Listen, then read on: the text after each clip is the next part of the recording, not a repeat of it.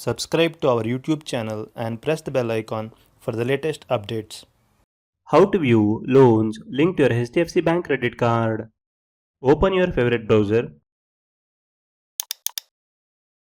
Go to hdfcbank.com. Now click on the login button at the top right corner of the page. Select Net Banking from the drop-down menu. You will be navigated to Net Banking login page. Enter your customer ID or user ID. Click on Continue. Now enter your password. Click Login.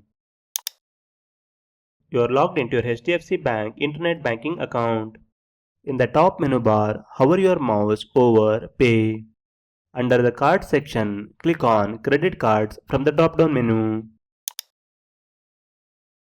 You will be navigated to Your Credit Cards page, where all the credit cards linked to your account are displayed.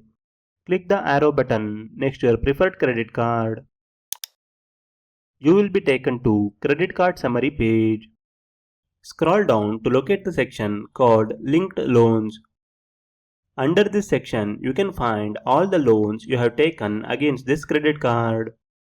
You can view the details such as the loan amount, outstanding amount, monthly installment, and the current status of the loan.